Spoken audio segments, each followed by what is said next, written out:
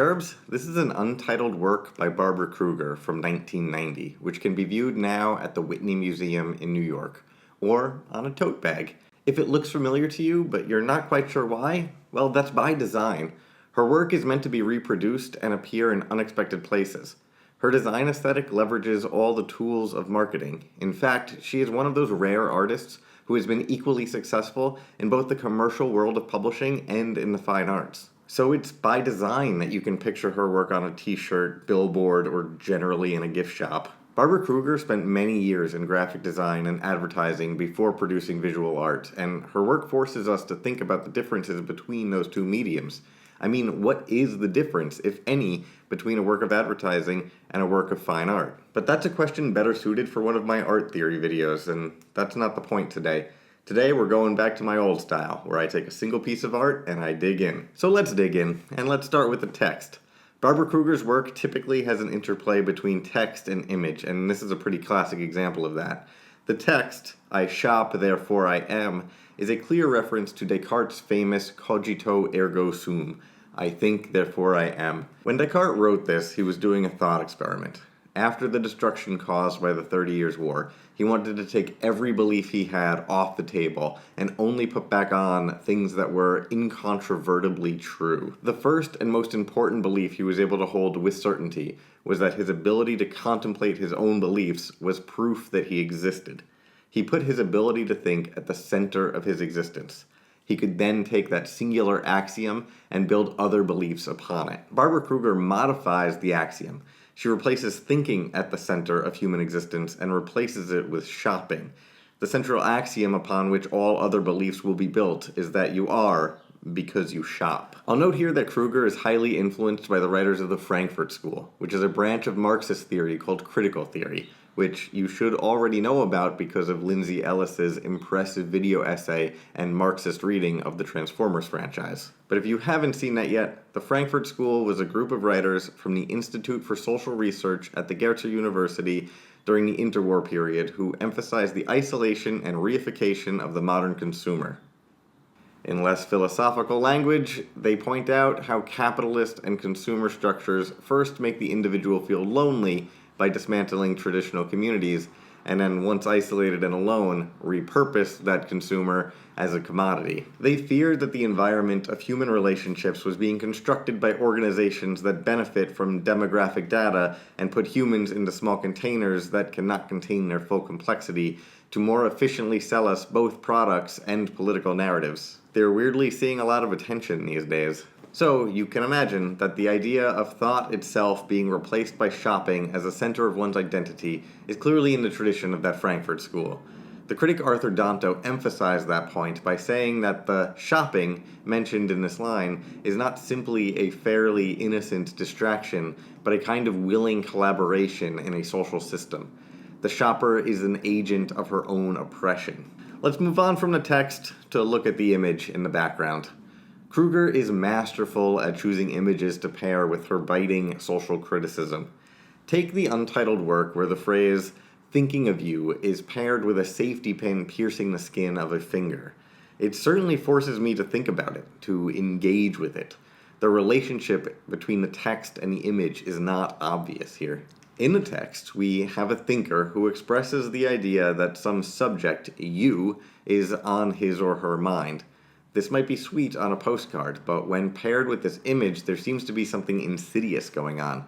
The speaker, it could be implied, is able to get under the skin of the subject through the simple act of thought, that by thinking or considering the subject, the thinker can actually harm the subject.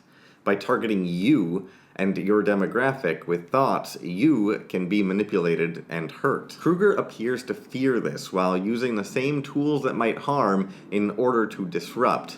This ultimately is one of Barbara Kruger's goals, to use the same techniques that consumer structures use to get under your skin, to disrupt that process and to force you to think about the way the advertisers have you in mind, attempt to isolate you, and then refashion your identity. So the fact that it is not obvious how the pinprick and the text interact is part of the disruption. You will need to stop and think in order to overcome this refashioning. So now that we have some practice looking at the way text plays with the image in her work, let's return to this one. We've got a large hand holding a business-sized card text box. Again, there is no easy answer, and the way that it forces you to think about it is part of the work. It is a rebellion against the passive way that we ingest visual culture. It's not something that can be comprehended passively. It needs to be ingested. Okay, so back to the print. The text links shopping with the core of one's identity. Then the image puts that identity in the literal palm of somebody else's hand. Additionally, if we place this work in the landscape of Kruger's other work, we find that both the I and you in her text boxes often refer to the feminine I or you. This is most obviously true in her work, Your Body is a Battleground. If we understand that context of her work, then this also has a feminist message. It's a rebellion against that girls be shopping identity that is often forced upon women and reinforced by the advertising industry. Finally, let's look at where this work is printed. A brown paper bag, a common place for an advertisement and also a common place to put your groceries. Kruger's work is perfectly at home here, both because the work is easily reprinted and because it forces us to rethink the space. By placing her anti-commercialism refashioning of Descartes' meditation, which actively tries to wake the consumer up and out of the identities forced upon her, onto the object that promotes her reification, Kruger aspirationally disrupts everything. And I mean everything. As Kate Linker once wrote, Kruger proposes to intervene in stereotypical representations, disrupting their power, displacing their hold, and clearing a space for enlightened awareness.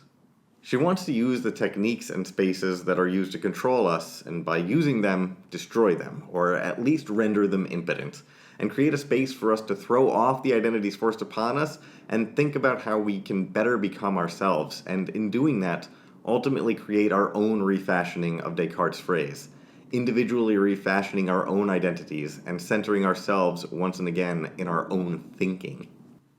Okay, that felt like an ending. I think that was an okay way to end that video. I didn't mention Supreme, though. You know, Supreme, the streetwear company and successful hype machine that has totally ripped off Kruger's style, which is crazy because her work is meant to, among other things, destroy the artificial value placed on commercial material, and yet it has somehow been used to create a wildly successful brand. They straight up stole Barbara Kruger's aesthetic, and now they sue companies that steal their stolen aesthetic. And you may wonder what Barbara Kruger thinks about all this, and I would encourage you to Google it. I want to keep my channel usable for teachers in schools, so I'm not going to repeat the language she used in her response to that question, but she's a legend. It's perfect. Look it up. And then, if you like this video, come back and watch some more, and consider subscribing. I put out a new video in the middle of every month. I hear the algorithm loves that kind of randomness. Sometimes I put them out on the 13th, sometimes the 15th. Who knows? I'm a full-time teacher who makes these as a hobby on the side and a simple love of knowledge. I'm flattered anybody watches them at all. Thank you for stopping by. I'll see you in a month.